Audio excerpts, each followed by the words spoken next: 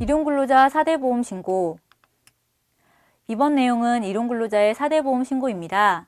일용근로자의 대상은 누구인지, 4대 보험 신고는 어떠한 방법으로 하는지에 대하여 알아보겠습니다. 일용근로자의 의의. 고용보험법 제2조 6항에서 일용근로자란 1개월 미만 동안 고용된 자를 말한다 라고 되어 있습니다. 하지만 현실적으로 1개월 미만 고용된 경우를 의미하는 것은 아니고 근로계약 기간이 1일 단위 또는 1개월 미만인 경우를 의미합니다. 고용산재보험은 1일 단위로 근로를 제공하는 일용근로자의 근로 형태에 맞추어 근로내용 확인신고를 제출하도록 하고 있습니다.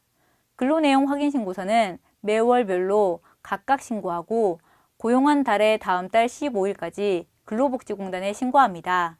근로내용 확인신고서를 제출하는 경우 근로자 고용신고 및 고용종료신고를 한꺼번에 한 것으로 봐서 취득신고와 상실신고를 따로 할 필요가 없습니다. 근로내용 확인서에서는 근로자 성명, 주민등록번호, 직종보호를 작성하고 당월 근로자가 근로했던 근로일수를 표기합니다. 근로일수는 매월 1일부터 말일의 기간 중 실제 근무일에 표시합니다. 일평균 근로시간은 통상 무급으로 진행되는 휴게시간을 제외한 근로시간을 작성하시면 됩니다. 보수총액은 일용근로자에게 해당 월에 지급된 보수를 작성해 주시면 됩니다. 고용산재보험 근로내용 확인 신고 시 부가고지 대상 사업장은 고용산재보험을 동시에 작성하여 신고하고 건설업 및 벌목업과 같은 자진신고 사업장은 고용보험만 작성하여 신고합니다. 1개월간 소정근로시간이 60시간 미만인 단시간 근로자는 근로내용 확인 신고 대상이 아니며 해당 근로자는 고용보험은 적용 제외되고 산재보험 고용신고만 해당 대상이 되므로 산재보험만 취득신고하거나 취득신고하지 않고 보수총액 신고 기간에 해당 근로자의 연간 보수총액을 신고하여 보험료만 납부할 수도 있습니다.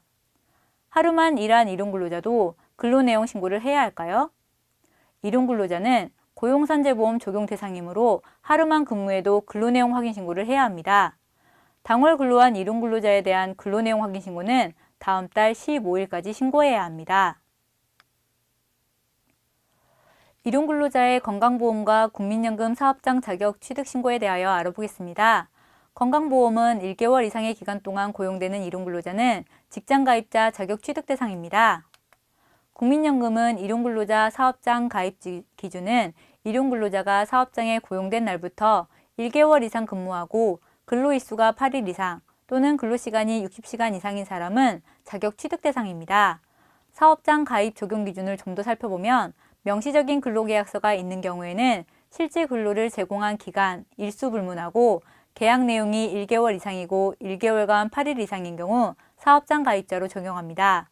명시적인 근로계약서가 없는 경우나 근로계약서는 있으나 계약 내용이 1개월 미만일 경우에는 사업장에 고용된 날 또는 기산일로부터 1개월간 8일 이상 근로한 경우 사업장에 고용된 날 또는 기산일부터 사업장 가입자로 적용합니다. 일용근로자가 사업장 가입 적용 기준에 해당하면 근로계약이 1개월 이상 1개월간 8일 이상인 경우에는 최초 고용일을 취득일로 하고 최종 근로일의 다음 날을 상실일로 합니다. 실제 고용기간은 1개월 이상이나 근로계약이 1개월 이상이면서 근로계약의 내용에 1개월간 근무일이 8일 미만인 경우나 근로계약이 1개월 미만인 경우, 근로계약이 없는 경우에는 근로일수가 8일 이상인 월의 고용일 또는 기산일을 취득일로 하고 최종 근로일의 다음 날 또는 근로일수 미달로 상실할 경우는 최종 근로일의 다음 날로 상실 신고합니다. 지금까지는 건강보험과 국민연금에서 일반적인 일용근로자의 사업장 가입자 자격 취득에 대하여 알아보았고 이제부터는 건설 현장의 일용근로자 적용 기준, 즉 사회보험 사후정산 제도에 대하여 알아보겠습니다. 사회보험 사후정산 제도 가입을 위해서 사업장은 건설 현장별 사업장 적용을 원칙으로 하며 건설 현장의 건설 일용직 근로자만을 대상으로 사업장 분리 적용을 합니다. 원수급인 하도급 사업장별 건설 일용직을 별도 고용하는 경우 각 사업별 현장 단위로 사업장 분리 적용을 합니다. 공사 계약 기간이 1개월 이상이고 사후정산 가능한 건설공사일 경우 직장가입자 요건에 해당하는 근로자가 없더라도 공단에 사업장 적용 신고를 해야 하며 공사기간 종료 후에는 적용신고가 안 됩니다. 사회보험 사후정산제도에 해당하는 건설 현장의 건설 일용직은 근로계약서가 있는 경우 실제 근로를 제공한 기간, 일수, 시간 불문하고 계약 내용이 1월 이상인 경우 사업장 가입자로 적용하며 취득일은 최초 고용일이며 상실일은 사용관계 종료일의 다음 날입니다.